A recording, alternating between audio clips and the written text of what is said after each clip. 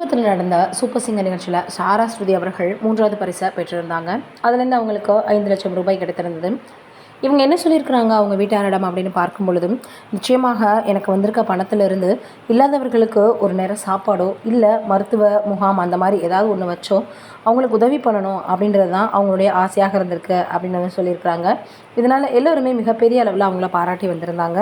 இப்போ அதே போல் தான் அவங்களுடைய பெற்றோரும் பண்ணியிருந்தாங்களாம். இவங்க 5,00,000 ரூபாய் வரைக்கும் பரிசு பெற்றிருக்கிறாங்க. 3வது இடத்தை பிடிச்சிருக்கிறாங்க அப்படின்னு தெரிய வந்திருக்கு. நிறைய பேர் இவங்க வந்து பரிசை பெற்றா நல்லாயிருக்கும் அப்படின்னு சொல்லியிருந்தாங்க. அதே போல் 3வது பரிசும் இவங்களுக்கு கிடச்சிருக்கு. இந்த சூழ்நிலையில் இவங்களுடைய இந்த நல்ல மனதை பார்த்துட்டு எல்லோருமே பாராட்டி வந்துட்டுருக்காங்க. ஏன்னா அந்தளவுக்கு தனக்கு கிடைத்ததை வச்சு மற்றவர்களுக்கு உதவி பண்ணணும் அப்படின்னு இந்த வயசில் அவங்க நினைக்கிறது அப்படின்றதெல்லாம் சாதாரண விஷயமே கிடையாது. அதனால் தொடர்ந்து சாரா ஸ்ருதி அவர்களுக்கு எல்லோருமே வாழ்த்துக்களை தெரிவித்து வந்துட்டுருக்காங்க.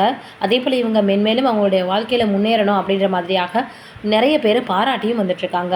நம்மளுடைய சார்பாகவும் இவங்களுடைய இந்த முயற்சி, இந்த நல்ல மனதுக்கு வாழ்த்துக்களை தெரிவிச்சுக்கலாம். இது ஒரு பக்கம் இருக்க, நடிகர் அஜித் அவர்கள் குட் பை அக்லி திரைப்படத்தில் வந்து பார்த்திங்கன்னா ஆதிக் அவர்கள் கூட அவர் இயக்கி நடிச்சிருந்தாங்க. அந்த படம் மிகப்பெரிய அளவில் சூப்பர் டூப்பர் ஹிட் கொடுத்திருந்தது. கண்டென்ட் மூவியாக அவர் நடித்திருந்த விடாமுயற்சி ரொம்பவே தோல்வி அடைஞ்சது. இதையும் தாண்டி குட் பை அக்லி ரொம்ப கமர்ஷியலாக காமெடி கலந்து அதே போல் ஆக்ஷனும் இருந்த மாதிரி இருந்துச்சு. அதனால் 250 கோடிக்கு மேலாக வசூல் சாதனை புரிஞ்சதாம். திருப்பி இவருடைய அடுத்த படத்தையுமே ஆதிக் அவர்களிடம் தான் கொடுத்துருக்கிறாராம்.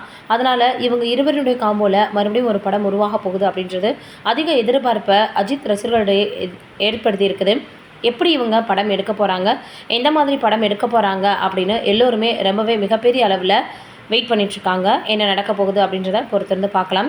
அதோடு மட்டும் இல்லாமல் மிகப்பெரிய அளவில் இப்போது அஜித் அவர்கள் அடுத்த படம் நடிக்க போகிறது எந்த மாதிரி இருக்கும், எப்படி இருக்கும் அப்படின்னு ரொம்ப எதிர்பார்ப்போடு காத்துட்ருக்காங்க.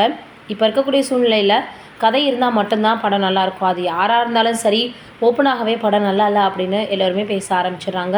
இவர்கள் இருவரினுடைய காம்போல உருவாகக்கூடிய அடுத்த படம் எப்படி இருக்க போகுதுன்றதை நம்ம வெயிட் பண்ணி தான் பார்க்கணும். நீங்கள் என்ன நினைக்கிறீங்க அப்படின்றத மறக்காமல் கமெண்ட்டில் சொல்லுங்கள்.